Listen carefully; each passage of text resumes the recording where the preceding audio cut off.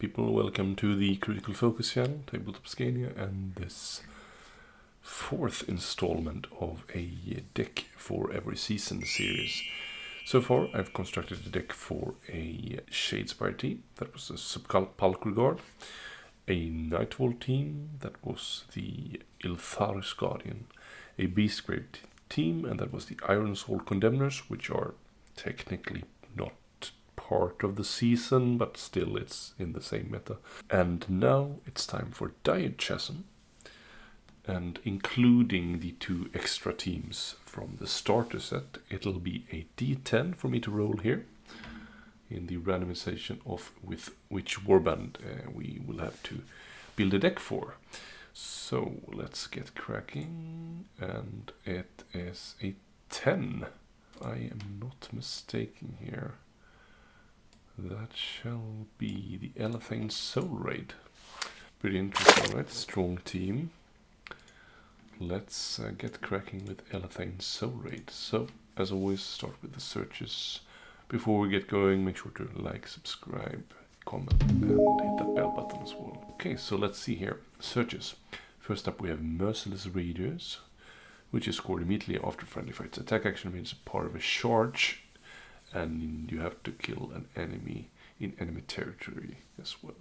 So you could be in no man's land, or even your territory, as long as the fighter you take out of action is in enemy territory, which makes it slightly more versatile, I guess.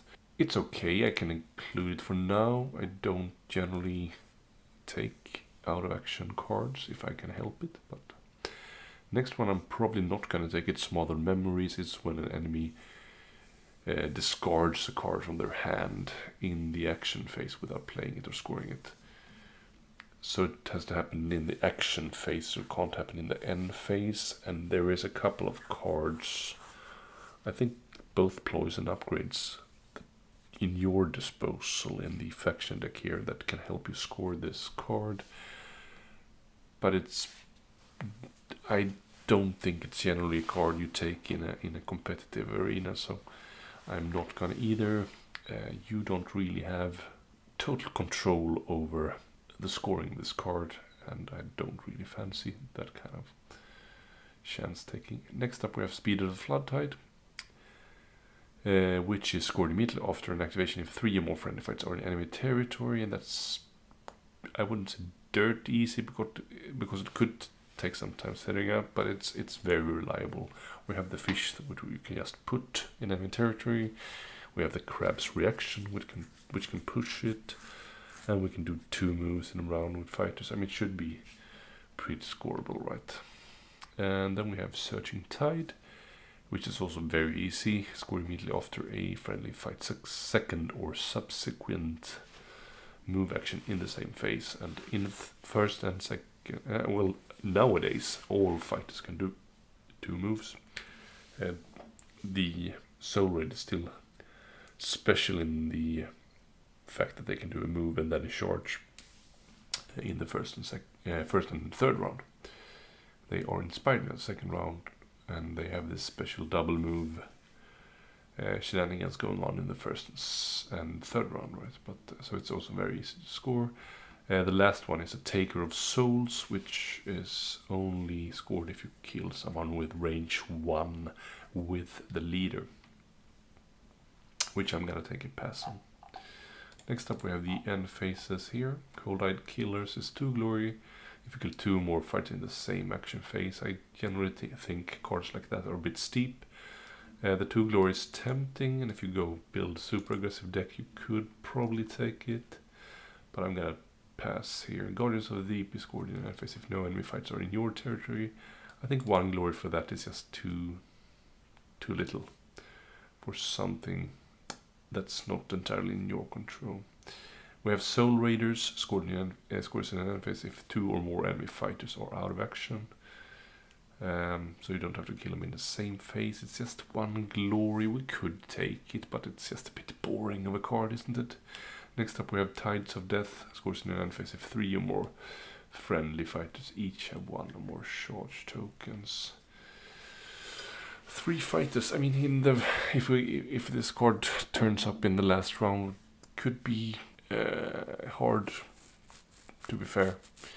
I mean, the crab is not going to charge, and we only have 4 other fighters.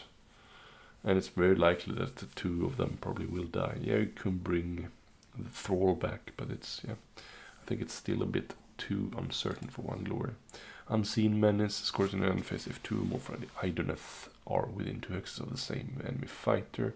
So we only have 3 Idoneths, and at least 1 of them is probably gonna get killed fairly early on. I think it's also a bit too unreliable for 1 glory. The last one is called Utter Isolation. It's a duel. You have to have 1 surviving friendly fighter, or at least 1 surviving friendly fighter, and no fighter should be adjacent to any other fighter. This is, in my experience, not all that hard to do. If we have some pushes in here, you could really work towards it. And for 2 glory, I think it's worth taking. Let's check the 3rd end phases here. This is kind of counter-intuitive to that last card, and the synergy is pretty bad here between them. Score Dead or Doomed scores in a 3rd end phase if each enemy fighter is either out of action or adjacent to 1 or more friendly fighter. So we have Annihilation for 3 glory, but we have the other condition that they should be adjacent to 1 or more friendly fighters. I think we can live with having them in the same deck still. Doesn't need to score them in the same round, but if we have some bad luck, it could that could be the case, right? That we could have those 2 cards in the same hand. But yep, I think it's still for 3 glory. I think even though it's a 30 end phase card, it's fairly easy to do.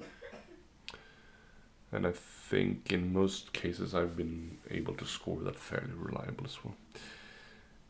Should we go on here with the ploys then? Brain Barnacles is just a bad card. Next up we have Chill Mist, -1 move. In the next activation you can't make range 3. It's just too weak. Cloud of Midnight is a good card. Choose 1 friendly fighter until the end of the next activation. That fighter cannot be the target of an attack action, cannot be chosen or damaged by gambits, and cannot be pushed. So yeah, a very good card to save a crucial fighter. Crushing Pressure is one of those cards that kind of may force an opponent to discard a card, but it's just too weak. Forgotten Nightmares is weird as well. It's when an enemy fighter makes an attack action that could potentially have been directed to 1 other fighter than the intended target, and you get to pick the target, and if they don't allow that, the enemy has to discard a card. It's just a bit weird and very situational. So I'm going to pass there as well. Fury of the Storm is only in the 3rd round, and you then get to inspire all your fighters unless another player discards 2 power cards. It's not that bad, right? But I think in most cases the player will discard 2 power cards, and I mean, it's very unlikely that they in the 3rd round will sit on 5 super good cards. In most cases, a couple of those cards will be dead cards in the 3rd round. It won't really do much if they discard it, so I don't think it seems tempting with Inspire, but I think, yeah, given how it plays out, it's just not going to be strong enough. Phantasmal Forms is 3 dodge in the next activation. Could really save a fighter. I mean, they have decent defense, but for the leader only have 1 shield, so he definitely needs kind of some boost like that. Shifting Currents is for the Shoal token. I believe pick 1, remove all friendly Shoal tokens from the battlefield, and then place 1 Shoal token in an empty hex. Or pick 1 objective token in an empty hex and move that objective token into an adjacent hex. I think it's definitely stronger now that the objectives start face up as well. Let's take it. It's a bit. It's interesting. Spinefin Toxin is a great ping card, and it has other benefits as well. You choose 1 enemy fighter adjacent to the friendly's Spinefin, and that's just super easy to set up. Deal 1 damage to that fighter. In addition, the chosen fighter cannot hold objectives, cannot be on guard, and cannot make range 3 attack actions. So like an awesome debuff, and it's for the round, but still very good. Terranite Venom, I think it's for a nemesis deck, could be worth taking. We might remove it later. You choose one enemy fighter adjacent to one or more friendly fighters, so that could also be the fish, right? You can reroll one attack dice in attack roll for that you do go against that fighter. I think, especially now that stagger is also a thing, I mean, we could potentially have 2 rerolls against a certain fighter. That's pretty strong, right? Next up, we have the upgrades here. Armor of the Sithai is -1 dice for adjacent attack actions, for idleness. I could take it for now. It's just for adjacent, and it's only basically for range 1, right? Or not, but it could be range 2 as well, as long as they're standing adjacent. But I mean, generally speaking, the strongest attacks are range 1. So yeah. Born from Agony is +1 wounds, and lethal exit cannot deal damage. I think we could use a +1 wound, especially on the 3 wound fighters here. Either Sea Predator is only for Doing Claw, and it's just a completely useless upgrade, so I'm not going to bother reading it. Hunter of Souls is +1 damage if you have 1 or more wound counters. I think we don't have great many sources of damage boosts, so I think we can live with taking this card. Lure Light is for Elathain. When an enemy fighter is taken out of action while adjacent to this fighter, so you don't actually have to kill it with this fighter. That fighter players pick 1, you gain 1 glory, or that player discards 1 power card. I mean, as I said, discarding 1 power card won't really do much, so you will very rarely get the glory out of this card. And yeah, no.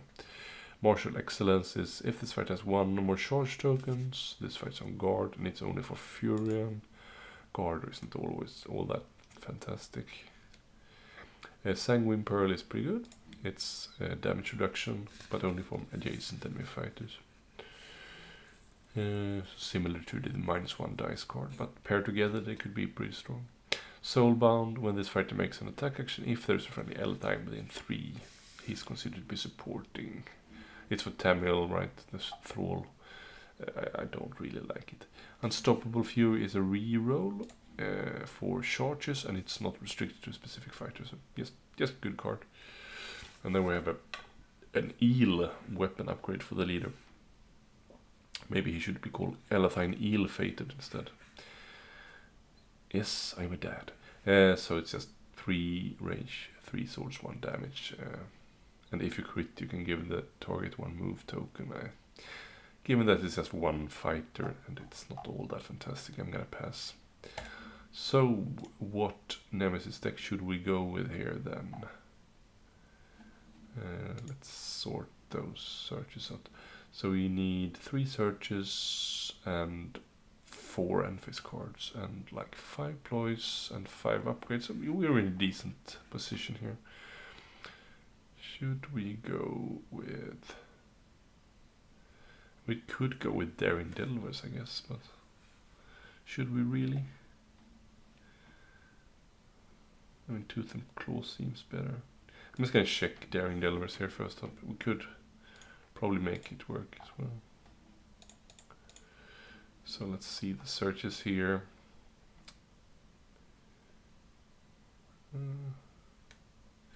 Having 3 fighters in cover Hicks as lethal access of feature tokens should be fairly easy with this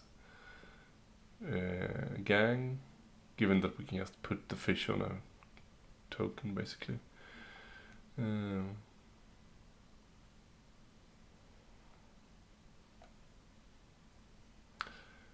We can't make the fish into Explorer because we can't upgrade the fish, but we can still have the fish on. Yeah, no, I'm not gonna go with Daring Delvers. I think I'm gonna go with... I mean, this Embraced Savage will be a bit tricky because we can't have a Savage Fish, right? Because...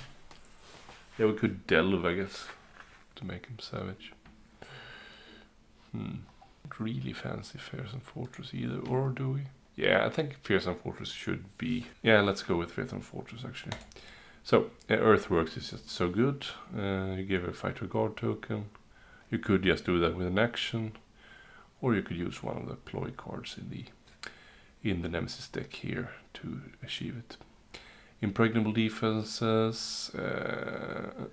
If after an enemy fighter fails an attack, if you're on a feature token within 1 hex of no one's territory. That's usually scoreable as well. We need 2 searches. I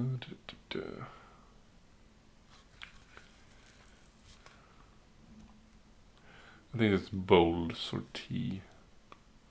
It's usually scoreable, right? Yeah. I like it because you don't have to actually succeed with that attack, and you don't have to kill anyone. You just have to do a charge and start on a feature token in your territory. To the walls I don't really like with this warband, given that we have 2 fights that can't hold objectives. Yeah, let's take the impregnable defenses. I think we should be able to pull off a successful defense with our fighters here on a feature token within 1 hex of no one. So we don't have to stand on objective.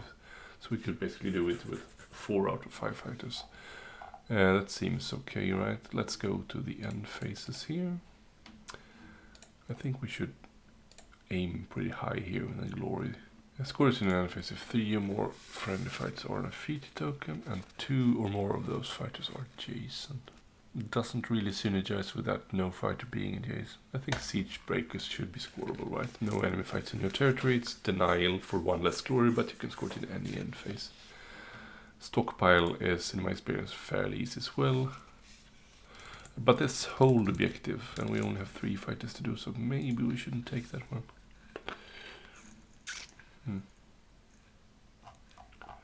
What do we need? We need 3 objectives, actually. Maybe this isn't the right choice. We have, okay, we actually have 13 glory already, so maybe don't need to aim that high. Scored is an... yeah, this one is pretty good, right? Scores in end phase if there's a friendly fighter on a feature token within 1 hex of no one's territory. Gain 1 additional glory for each other fighter on a feature token, so we don't have to hold anything to do this. And with the fish, this could really render at least 2 glory. So it reads as 1 glory here, but it actually is more than that. So we need 2 more here. Let's go with stockpile. I think it's not a guarantee, but I think we need to aim fairly high. Maybe we can do something really easy here for the last one. Let's go with Soulraid. It says 1 glory, but 2 enemy fights should be out of action in some of the end phases for sure. Yeah, I think this makeshift bombardment is pretty good. It dictates how we push, because we have to push away. But pushes are always good, right? And especially with the end phases we take here, we need to have pushes. I like this redeploy. Choose 1 friendly fighter on a feature token in your territory to push that fighter up to 4 hexes. At the end of the push, that fighter must be in a feature token. It could help us score, like having 3 fighters in enemy territory, for example. Let's push. Take your positions, choose up to 2 friendly fights in your territory other than your leader. Push each chosen fighter 1 hex towards the nearest feature token. But it dictates that we need to have the leader alive, I'm not sure. I'm tempted to take this determined push. Predates after friendly fighter's attack action, pick 1, push that friendly fighter 1 hex towards the hex that target occupied during the declare attack action step. So that could... Or push 1 towards the nearest feature token, so that could always be useful, right? So we need 2 more cards. I think +1 defense to each friendly fighter on feature token next activation step is pretty good, and we have a upgrade that will make us count as being on a feature token as well. And it could help score that successful defense card. Let's just fill up the blank with a heal card there, healing ward. Synergizes well with the walking wall. Let's see the upgrades here then.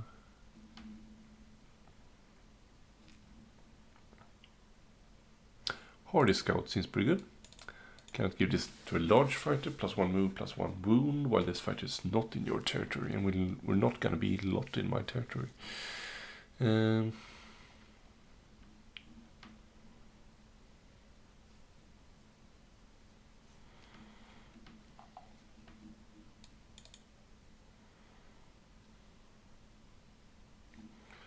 Siege Masters. After this fight's activation, if this fighter is on a feature token within 1 hex of no one's territory, choose up to 2 friendly fighters on feature tokens. Give each chosen fighter 1 guard token. It's a pretty good reaction, can help score that search. Walking wall is amazing. which only for the purpose of cards with this symbol though. So it can only score end phase cards that have the fearsome fortress, like this fight's on an objective, or this fight is on a feature token. So if the infection cards dictates it has to be on a feature token, this won't count towards that. It's a bit technical, but that's how it works. Rapid Defender is interesting. I like this Stalwart Sentinel. This fight cannot be pushed by an opponent's warband while this fight is on a feature token within 1x of no one's territory. That's going to be the case a lot, right? So it can't get pushed. Pretty good. We need one more. I don't really think we need to star more because we have 2 fighters with range 3 attacks. Yeah, it's better maybe than Leader's attack, but it's not better than Tamil's attack. Bold Engineer could certainly be useful. It's +2 move, but not during a charge. But the reaction is interesting. After a friendly fight's activation, pick 1 feature token in an empty X adjacent to this fighter. Place that feature token in this fighter's hex token. Yeah, really pile on the feature tokens here with this card as well. Yeah, right. So yeah, that seems pretty doable, right? We have 17 glory in total here. We need to kill someone with the charge action, and the guy getting killed, or the gal, has to be in enemy territory. We have Speed of the Flood Tide. If 3 or more friendly fights are in enemy territory, should be easy enough. Searching Tide, do second move, dirt easy nowadays. Bolt Sortie, charge form a feature token in your territory. Don't have to succeed. Earthworks is give fighter guard token. And also that fight is on a feature token within 1 hex of no one's territory. Impregnable defenses is also when a friendly fighter is on a feature token within 1 hex of no one's territory and successfully defends. So all of these seems pretty easy actually. So strong search cards, I would argue. End phases, we have Soul Raiders. Not all that fanciful. Kind of filled up the last spot there. 2 enemy fights out of action, but you don't have to kill them in the same phase at least. Utter isolation is when there are 1 or more friendly fighters and no fighters in any warband is adjacent to any fighters. This is tricky, but it should be scoreable for 2 glories. Pretty good. Conquered Domain is 1 glory for having a fighter on a feature token within 1 hex of no one's territory, and you get 1 extra for each other friendly fighter, especially with a fish that could be really strong. Siege Breakers is like Denial, so no enemy fighters in your territory, but it works in any end phase. It's not just the third, so 1 less glory. So Stockpile is if you warband holds objective, so that will not work with the crab, will not work with the fish, but will work with the 3 other fighters here. And given that Tamil can come back, and we have all these pushes and stuff like that, should be not a surefire score, but certainly doable. And then we have 3rd end phase, Dead or Doomed, if each enemy fighter is either out of action or adjacent to 1 or more friendly fighters. Yeah, that's pretty much it, right? And then we have, to help us here, Cloud of Midnight, kind of save fighter for 1 activation. Phantasmal Form is similar, not as strong, but 3 dodge for 1 round. Shifting Currents, manipulate the Shawl token, Spinefin Toxin, ping damage on someone adjacent to the fish, and a lot of other like debuffs. Terrorite Venom is a reroll on an enemy fighter for a round. Determine, push, heal, push, defense, +1 defense, and activation on all friendly fights that are on feature tokens. And redeploy is also push. Unstoppable Fury, accuracy card, reroll for charges.